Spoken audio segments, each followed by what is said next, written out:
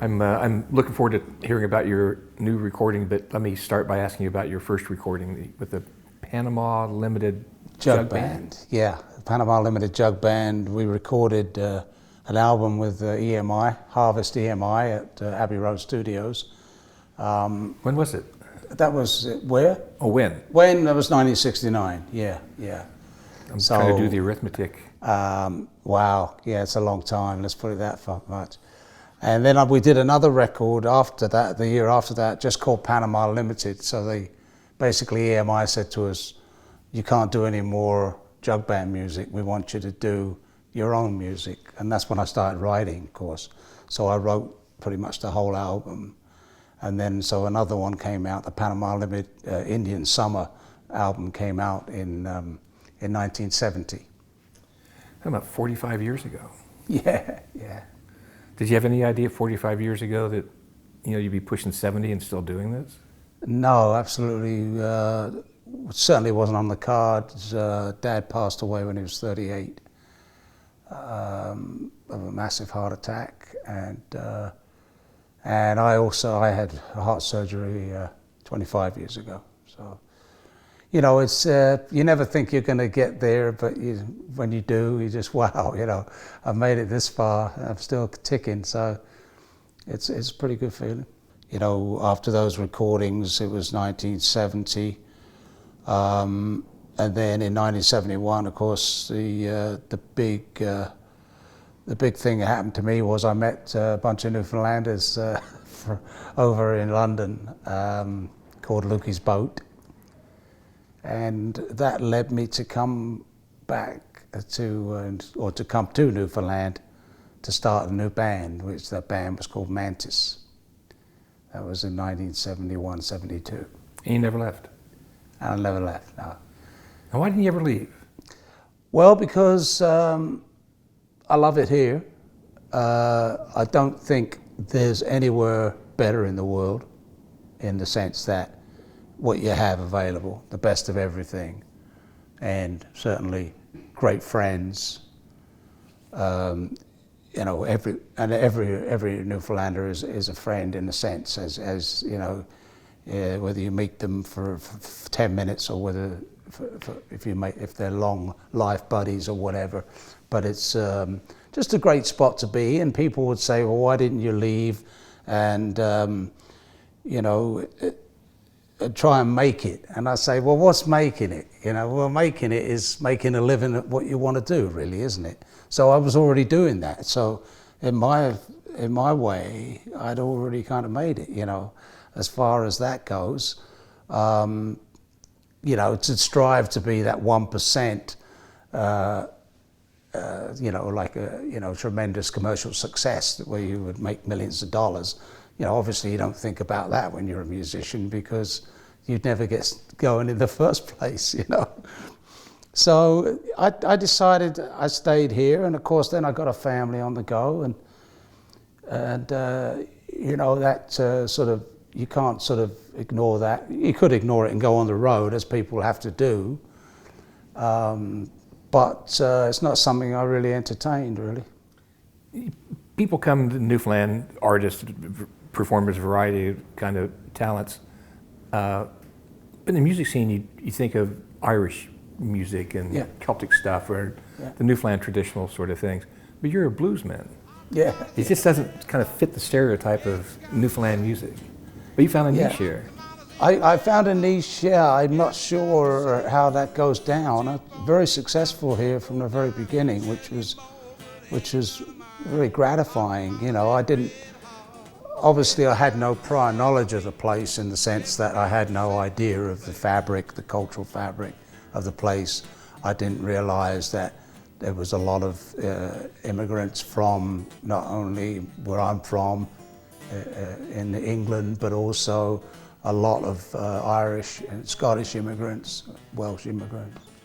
So I didn't have a sense of that at the time, but certainly, grew to accept that. And obviously, I think it's fantastic. The people obviously want to take what they've got with them, and that includes their culture, and that part of that culture is music. So it makes perfect sense to me. It's just that I chose a type of music that is really, maybe I should be singing old English folk songs now, you know, but I'm not. I'm singing the blues. So I can't help how I feel and what comes out of me. So I'm happy with what I got, and people like what I got. So it became a good thing for me to be here, you know. You know, your business is a tough business. It's hard to succeed in it.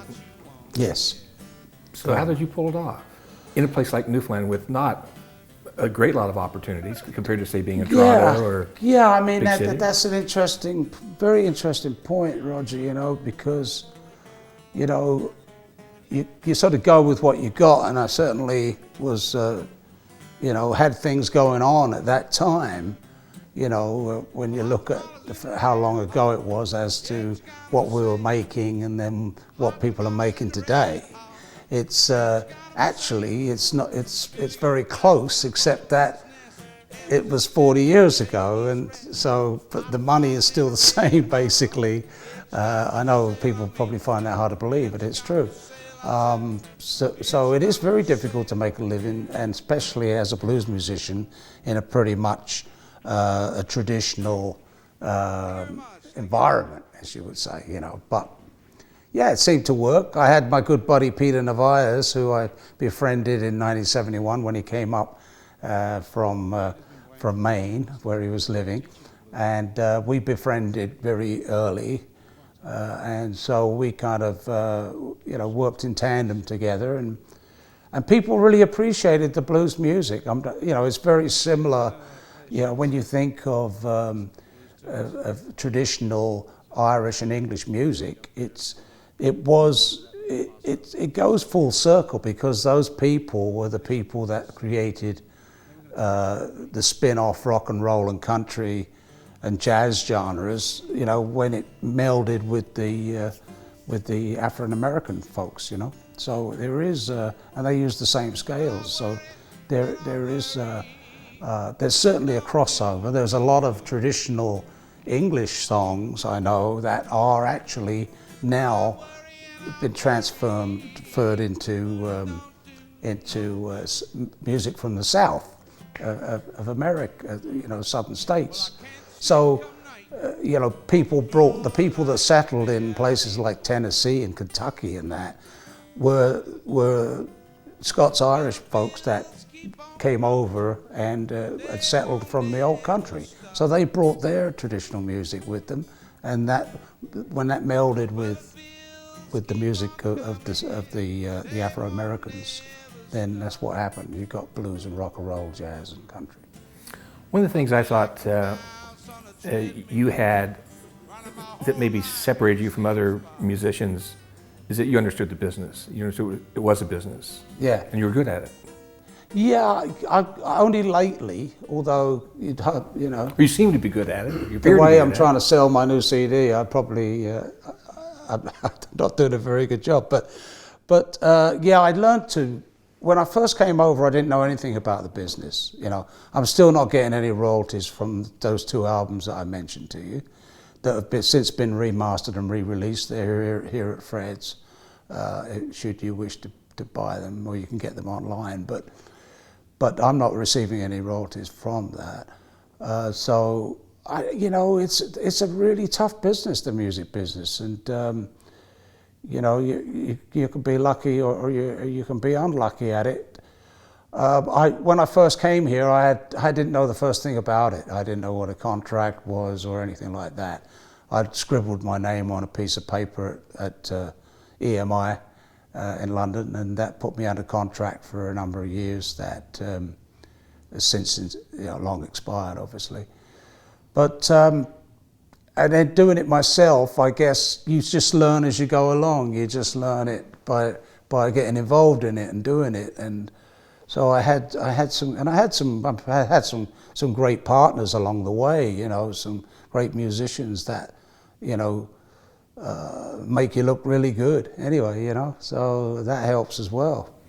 Now, for a long time, you headed up Music NL. You helped organize it. You started from zero, and I was a founding director of that association in January 1992 we got together. We were incorporated in June of 92. And the story is that we were trying to meld with the other associations that were already formed.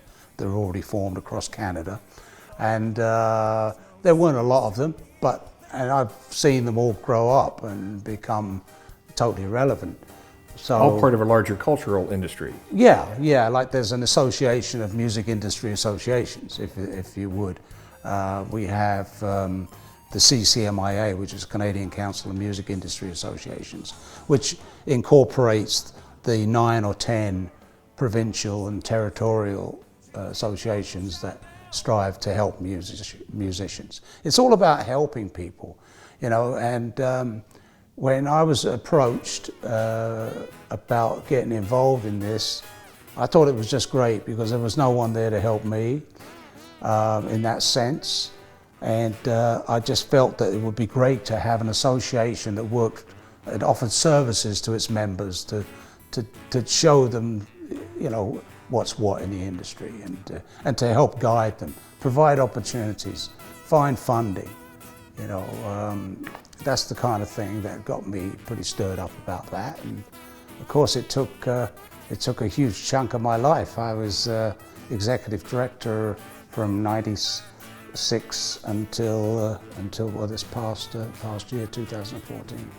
You must take some satisfaction to see the success of some Newfoundland musicians.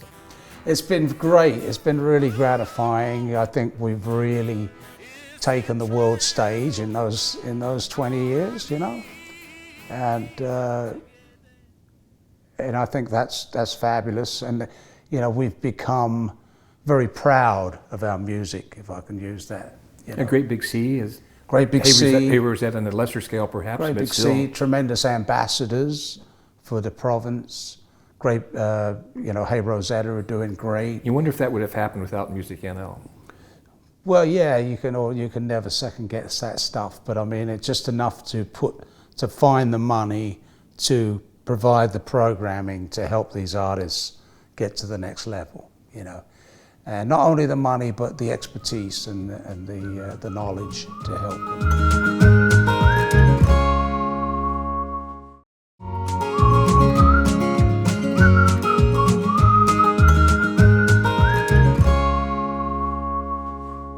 Now, while you're doing the Music NL, you still perform, but were you writing and recording at the same time, or just performing? I was just performing and writing, really. I hadn't recorded anything since Snowman Blues, which was 1989. Yeah. So that was 15 years ago. Was that with your buddy Roger House? No, I did two cassette tapes with Roger. Cassette tapes, I and remember that was those. 87 and 88 or something like that. But then in 89, 1999, wasn't it? Yeah. Sorry, I'm getting there's so much time gone under the bridge. But yeah, it was 1998, 99. I released my first CD, as in CD, the format CD, and which was my 6th recording. And then of course, that was 15 years since I'd just done my latest one, but time flies. So then there was a 15-year interlude. Yeah, it sort of went from, the first 2 records were done at Abbey Road, that was 69, 70. Then I did the TNT record in 1977. Then I did the 2 cassette tapes with Roger in 87, 88. Then in 98, I did the Snowman Blues, and now 2014, we've got Denis Parker and the Modern Saints. So what brought you back into the studio? Well, I'd written a bunch of material. Of course, I've been writing all this time. It's something I always, I continuously do. So I've amassed quite a good bit of material. Plus, I had a really brand new song called Modern Saints that I wrote in Dublin in 2010, and so I wanted to see how that sounded with a band more than just a solo acoustic guitar. So I've kind of gone full circle from when I first came here with the electric band Mantis. That's the one that I started when I first came here, to today. I've even had fans that came to the CD release that actually recognized that fact and say to me, well, this sounds like Mantis again. And I said, that's it, thank you. Because, you know, I wasn't trying to achieve that, but it just happened that other people recognized it. So, hey, it's got to be true. So, so songs like Modern Saints, which isn't a blues by any stretch, but then nor was Once Around the Harbor, you know. So it's not all about just pigeonholing songs in particular genres. I mean, I prefer no pigeonholes. So it's just music from Denis Parker, really, that, you know, that's come out of my weird brain somehow, and manifested itself into a sound recording, which is just great, you know. So who's performing with you now? Now I have John Clark on. He's playing electric slide guitar on the album, and we also play an acoustic way as well. And then there's Mick Davis on bass, and Elliot Drums on Elliot Dix on drums, and those two guys are from the Novaks. So that was their band. I mean, they have other bands. Mick is doing a lot of solo stuff these days on piano, amazing musician. But they're all just great people to play with, and it has a certain magic. You know, you got to have that kind of magic, where when you're playing together, it just comes together in a way that, you know, just so rewarding. Yeah. Now, are they another generation of? Yeah, they're way back.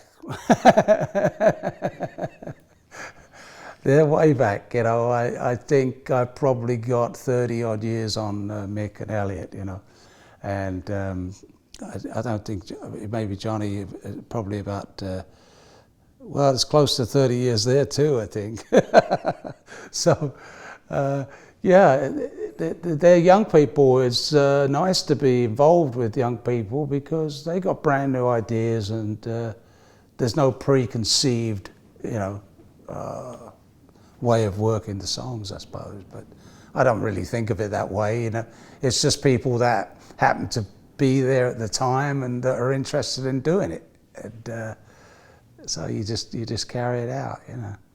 The fact you have two members of Novaks playing with it. I think one of the things that characterizes the Newfoundland music scene, maybe the Newfoundland performing arts scene, is this intermingling of people. Yes, yeah.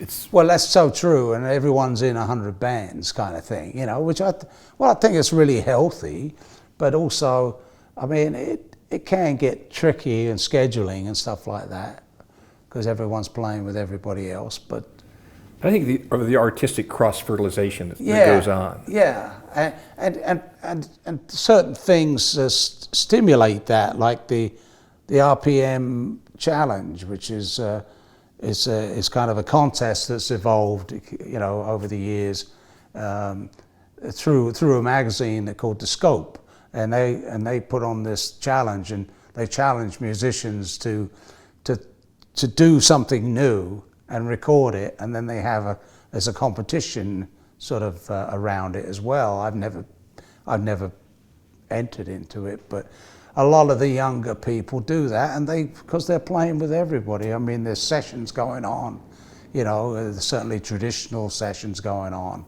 and there's, you know, jazzy sessions going on probably as we speak. So, you know, everyone's wants an opportunity, but that's the joy of being here in Newfoundland. As my mum said, you know, God bless her, she would have been 95 yesterday, and so, which was the first day, that was the day of the first gig that I had in St. John's. It was February 23rd. We opened up at the Thompson Student Center for Chilliwack, and that was my first gig in St. John's. So it has, and I knew it was obviously I knew it was my mum's birthday, and that's why it kind of stuck with me. So yeah, you know, it's you just have to be open to it all, really, you know. But I mean, it's, you know, musicians they want to play.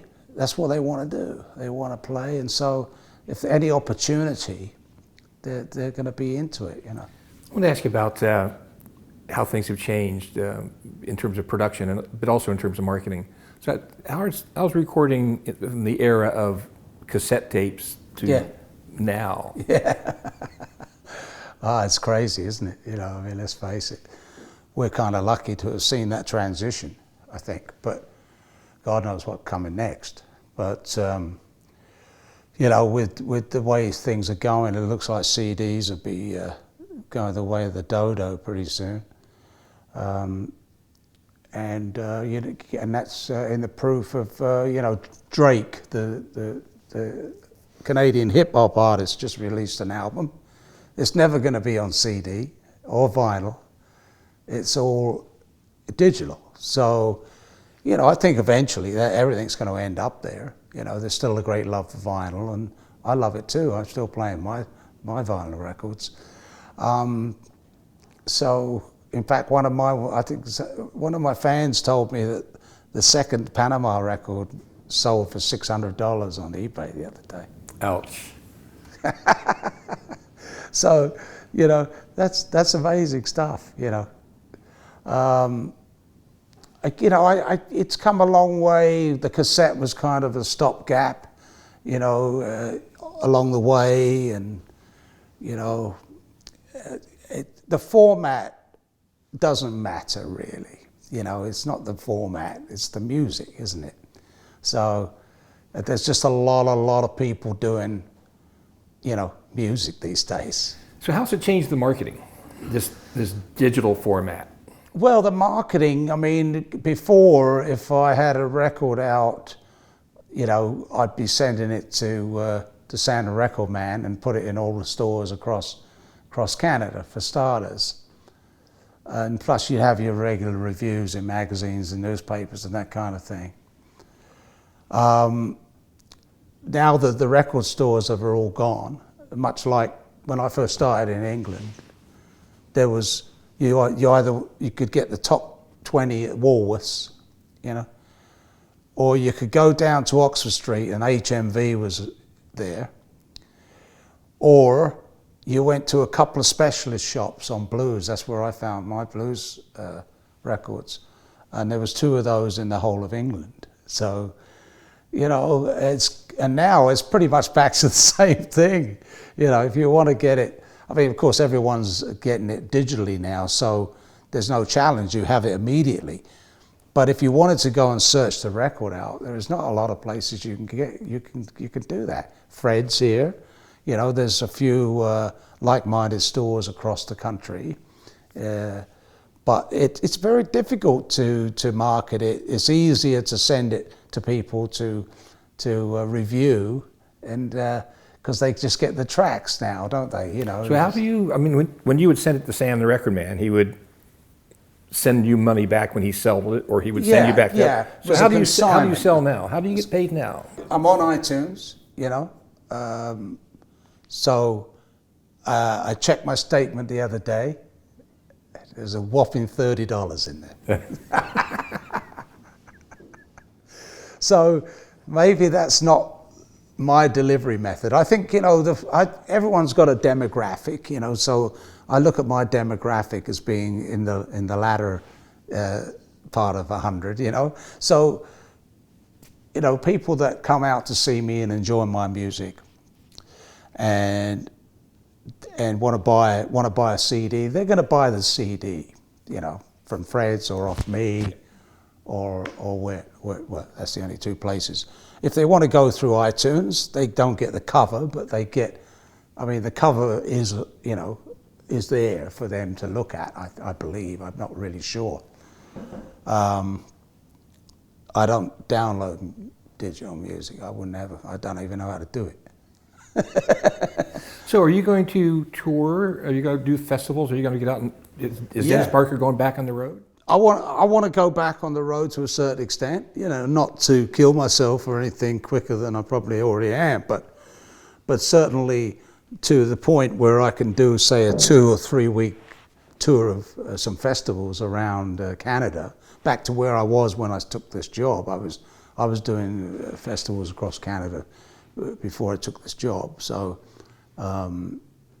now that I'm back to with nothing to do in that area, certainly, you know, I'd like to get out and do, because it's, you know, the thing about music, it's not about, oh, let's get some festivals. It's about playing to new people, to get their reaction, you know, to make that, transfer that magic to them and see if they feel it. And that's what playing's all about, you know. I mean, I can't wait to get off the island and play and have the Saints play to people on the mainland in Canada and anywhere in the world. You know, I'm trying to reach out to England. I've never played in England since I left. You know, a couple of times jumped up on stage with some friends, but not to do an actual gig, a paying gig. I mean, There's somebody who paid $600 for your album that's going to show up. Right? So I'm curious, just to ask you last question. yeah. How are you going to feel when you're at a festival and you're being introduced and somebody says, and tonight, something really special, we've got a great old blues man, Denis Parker here. Yeah. I feel good about that. There's no lies in that statement anyway. It's lovely to talk to you. It's nice to see you again. Pleasure, Best of luck Roger. selling the CD and getting back Thanks, on the road. Roger. And Appreciate it. good to see you. Yeah, likewise.